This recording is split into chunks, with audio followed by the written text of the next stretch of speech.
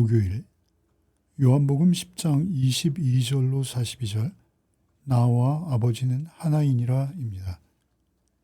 유대인들의 마음은 차갑고 적대적입니다. 그럼에도 예수님께서는 자신의 신성을 숨기지 않으시고 오히려 더 선명하게 계시하십니다. 그 말씀을 들은 무리들은 믿는 자들과 믿지 않는 자들로 분명하게 나뉘어집니다. 22절로 30절입니다. 예루살렘의 수전절이 이르니 때는 겨울이라. 예수께서 성전한 솔로몬 행각에서 거니시니 유대인들이 에워싸고 이르되 당신이 언제까지나 우리 마음을 의혹하게 하려 하나이까. 그리스도이면 밝히 말씀하소서 하니 예수께서 대답하시되 내가 너에게 말하였으되 믿지 아니하는도다. 내가 내 아버지의 이름으로 행하는 일들이 나를 증거하는 것이거늘 너희가 내 양이 아님으로 믿지 아니하는도다. 내 양은 내 음성을 들으며 나는 그들을 알며 그들은 나를 따르느니라. 내가 그들에게 영생을 주노니 영원히 멸망하지 아니할 것이요 또 그들을 내 손에서 빼앗을 자가 없느니라. 그들을 주신 내 아버지는 만물보다 크심에 아무도 아버지의 손에서 빼앗을 수 없느니라. 나와 아버지는 하나이니라 하신대. 22절의 수전절은 오늘날 유대인들에게 하누카라 불리며 가정마다 지켜지는 절기입니다. 기원전 2세기 외세에 의해 더럽혀졌던 성전을 마카비가 혁명을 통해 되찾고 정결하게 한 사건을 기념하는 절기입니다. 특별히 큰 등불을 켜서 어둠 속에서 성전이 다시 회복된 것을 빛으로 기념합니다. 바로 그 절기에 참 성전이신 예수님께서 성전을 거니십니다. 예수님은 단지 성전을 회복시키거나 청결하게 하시는 분을 넘어서 성전 자체이시며 참 성전이십니다. 수전절의 등불이 켜진 그 자리에서 세상에 빛이신 분이 서 계십니다. 그렇게 서 계신 예수님을 유대인들이 포위하듯 에워싸고 질문합니다. 당신이 메시아라면 분명하게 말씀하여 더 이상 우리의 마음을 흔들어 놓지 말라는 요구입니다. 그러나 그들은 진심으로 예수님을 알고자 묻는 것이 아니라 이미 마음속에 결론을 내려놓고 증거만 요구하고 있습니다. 예수님께서 말씀하십니다. 내가 말하였으되 너희가 믿지 아니하는도다. 그들의 문제는 정보가 부족해서가 아니라 이미 마음을 작정하고 있는 데 있습니다. 그들은 예수님을 자기 욕망에 맞는 정치적 메시아의 틀에 가두고 고소할 빌미만을 찾고 있었습니다. 오직 정치적 해방과 경제적 이익만을 기대하며 그 외의 모든 것은 인정하지 않기로 마음을 굳게 닫아버린 상태였습니다. 예수님은 27절에 이렇게 말씀하십니다. 내 양은 내 음성을 들으며 나는 그들을 알며 그들은 나를 따르느니라. 이 짧은 한 문장 안에 복음의 본질이 응축되어 있습니다. 첫째는 예수님의 음성을 듣습니다.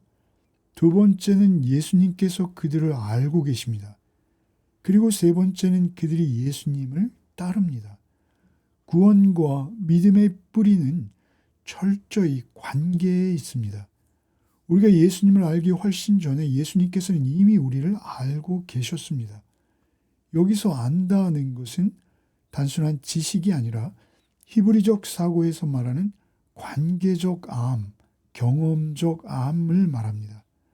예수님께서는 자신의 양을 인격적으로 깊이 알고 계시며 언약적으로도 알고 계십니다. 이것은 선택과 사랑의 언어입니다. 28절에서 예수님은 나는 그들에게 영생을 주노니 라고 하십니다. 여기서 영생은 단지 끝없이 연장되는 시간이 아니라 하나님의 생명에 참여하는 상태입니다. 그 영생을 받은 사람들을 내 손에서 빼앗을 자가 없다고 하십니다. 이어서 29절에서는 그들을 아버지 손에서 빼앗을 자가 없다고도 하십니다. 28절에서는 성자 예수님의 손, 29절에서는 성부 하나님의 손이 반복 강조됩니다. 성부와 성자는 하나이시기에 아들의 손과 아버지의 손은 결국 같은 손입니다. 여기서 성도의 견인, 곧 성도를 끝까지 인도하시고 지키시는 하나님의 영원 불변한 안전이 드러납니다. 그리고 이어지는 선언은 복음서 가운데서도 매우 놀라운 말씀입니다. 30절에서 예수님께서는 나와 아버지는 하나이니라 선언하십니다. 이 말씀은 예수님과 하나님이 본질적으로 동등하시다는 선언입니다. 단지 신성과 사역의 연합 정도가 아니라 존재의 하나됨을 말씀하십니다. 예수님은 좋은 랍비나 위대한 예언자 정도가 아니라 본질상 하나님과 하나이신 하나님의 아들이십니다. 당시 유대인들에게는 분명히 신성모독으로 들릴 수밖에 없는 발언입니다. 31절로 38절입니다. 유대인들이 다시 돌을 들어 치려 하거늘 예수께서 대답하시되 내가 아버지로 말미암아 여러 가지 선한 일로 너에게 보였거늘 그 중에 어떤 일로 나를 돌로 치려 하느냐. 유대인들이 대답하되 선한 일로 말미암아 우리가 너를 돌로 치려는 것이 아니라 신성모독으로 인함이니 내가 사람이 되어 자칭 하나님이라 함이로다. 예수께서 이르시되 너희 율법에 기록된 바 내가 너희를 신이라 하였노라 하지 아니하였느냐. 성경은 패하지 못하나니 하나님의 말씀을 받은 사람들을 신이라 하셨거든. 하물며 하나님께서 거룩하게 하사 세상에 보내신 자가 나는 하나님의 아들이라 하는 것으로 너희가 어찌 신성모독이라 하느냐. 만일 내가 내 아버지의 일을 행하지 아니하거든 나를 믿지 말려니와 내가 행하거든 나를 믿지 아니할지라도 그 일은 믿으라. 그러면 너희가 아버지께서 내 안에 계시고 내가 아버지 안에 있음을 깨달아 알리라 하시니 그들이 다시 예수를 잡고자 했으나 그의 손에서 벗어나 나가시니라. 유대인들은 예수님의 말씀을 정확히 이해했습니다. 그래서 다시 돌을 들어 예수님을 치려 합니다. 그때 예수님께서는 시편 82편 6절을 인용하십니다. 하나님의 말씀을 받은 사람들도 신들이라 불렸다. 그렇다면 하나님께서 거룩하게 구별하여 세상에 보내시니가 자신을 하나님의 아들이라는 것이 어떻게 신성모독이 되겠느냐라는 논증입니다. 예수님은 여기서 표현의 과함을 변명하시는 것이 아니라 이미 성경이 사용한 표현을 근거로 자신이 하나님의 아들 되심을 변호하십니다. 그리고 이렇게 말씀하십니다. 나를 믿지 못하거든 그 일이라도 믿으라. 예수님께서는 모두가 보았던 객관적인 증거를 근거로 믿으라 요청하십니다. 지금까지 행하신 그 많은 선한 일들, 수많은 표적들, 하나님의 지혜로 가르치신 말씀들을 보며 적어도 그 일만큼은 정직하게 인정하라는 것입니다. 그 가르침과 행하신 일을 믿으면 아버지께서 내 안에 계시고 내가 아버지 안에 있음을 깨달아 알게 될 것이라고 말씀하십니다. 예수님의 말씀과 행하신 일들을 공정하고 깨끗한 마음으로 받아들이고 믿으면 아버지와 아들이 하나이심을, 특히 아버지 안에 아들이 아들 안에 아버지가 계심을 깨달아 알게 될 것이라는 약속입니다. 예수님의 말씀과 사역은 그들이 구약 성경을 통해 알고 있던 성부 하나님의 성품과 절대적으로 일치합니다. 즉 예수님을 깊이 알아갈수록 곧 하나님의 성품을 더 깊이 알아가게 됩니다. 유대인들에게 안다는 것은 단순한 이론이 아니라 경험을 통해 몸으로 깨닫는 것입니다.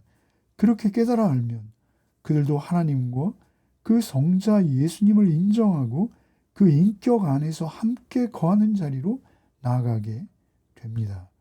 알아감은 경험을 통해 마치 선순환과 같이 점점 더 친밀함으로 깊어지는 관계입니다. 그러나 이 말씀을 들은 후에도 유대인들은 오히려 예수님을 잡으려 합니다. 빛 앞에서 마음을 더욱 닫아버리는 비극적인 장면입니다. 40절로 42절입니다. 다시 요단강 저편 요한이 처음으로 세례 베풀던 곳에 가사 거기 거하시니 많은 사람이 왔다가 말하되 요한은 아무 표적도 행하지 아니하였으나 요한이 이 사람을 가리켜 말한 것은 다 참이라 하더라. 그리하여 거기서 많은 사람이 예수를 믿으니라. 결국 예수님께서는 예루살렘을 떠나 세례 요한이 사역하던 요단강 건너편으로 가십니다. 이스라엘의 중심인 예루살렘에서 종교 지도자들은 돌을 들었지만 변방의 이곳에서 많은 사람들은 예수님을 믿게 됩니다. 성전 되신 예수님께서 성전 안에 계실 때 돌이 날아들었고 오히려 광야에서는 믿음이 피어납니다. 그곳 사람들의 고백은 인상적입니다. 요한이 이 사람을 가리켜 말한 것이 다 참이라. 세례 요한의 사역이 드디어 열매를 맺는 장면입니다.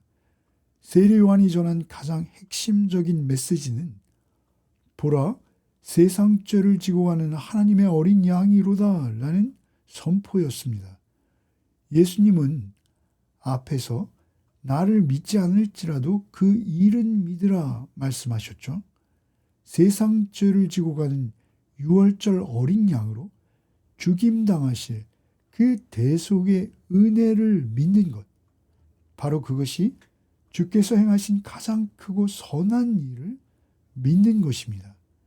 십자가에서 우리의 죄를 지시고 대신 대속의 죽음을 죽으신 그 영생을 주신 그 일을 믿는 것이 아버지와 아들이 하나이심을 가장 깊이 경험하는 길입니다. 오늘 본문은 우리에게 조용하지만 날카롭게 묻습니다. 나는 정말 주의 양인가? 아니면 내 기준에 맞는 메시아만을 기다리던 그 유대인들처럼 내 현실적 기대와 욕구에 맞는 예수만을 찾고 있는가? 유대인들은 메시아를 기다린다 말했지만 실제는 정치적 해방, 경제적 도움, 현실적 이익만을 기대했습니다.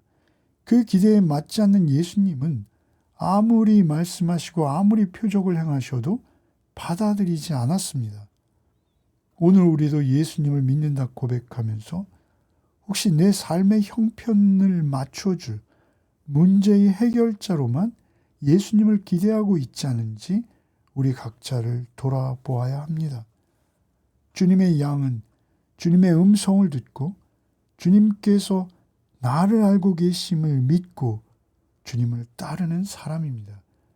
예수님을 통해 아버지께 나아가고 그분의 말씀과 행하신 일을 통해서 아버지께서 그가 아버지 안에 계심을 경험하는 그 사람이 주님의 양입니다. 오늘 이 말씀 앞에서 우리가 바라는 메시아상의 틀을 예수님께 씌우려 하지 말고 성경이 증언하는 그대로의 예수님 앞에 겸손히 서야 합니다. 참 성전이시며 세상의 빛이신 주님 앞에서 내가 정말 그분의 음성을 듣고 있는지, 그분을 따르고 있는지, 또 그분의 손과 아버지의 손 안에서 영생의 안전을 누리고 있는지 우리는 점검해야만 합니다. 예루살렘 성전 안에 종교적 열심이 아니라 변방 광야에서라도 예수님을 참되게 믿는 자가 되게 해달라고 구하는 것, 그것이 오늘 본문이 우리에게 요청하는 믿음입니다. 기도하겠습니다. 주님, 세상의 빛이신 주님 앞에서 저의 마음의 어두움과 완고함을 고백합니다. 주의 음성을 듣고도 믿지 않았던 유대인들처럼 저 또한 제 기대와 욕망에 예수님을 가두어온 것은 아닌지 돌아봅니다. 오직 주의 양이 되기를 원합니다. 주의 음성을 듣게 하시고 주께서 이미 나를 깊이 알고 사랑하고 계심을 믿게 하시며 그의 부르심에 응답하여 주님만을 따르는 오늘 하루를 살게 하여 주시옵소서. 아들의 손과 아버지의 손에서 결코 빼앗기지 않는 영생의 안전 속에 오늘 하루도 살게 하시고 예루살렘의 종교적 형식이 아니라 광야에서라도 주님을 참되게 믿는 순전한 믿음만을 허락하여 주시옵소서. 나와 아버지는 하나이니라 하신 주의 말씀을 머리로만 아는 것이 아니라 마음과 삶으로 믿게 하시고 세상죄 지고 가신 하나님의 어린 양을 바라보며 그 대속의 은혜만을 붙드는 또 하루가 되게 하여 주시옵소서. 예수 그리스도 이름 받들어 기도드리옵나이다. 아멘.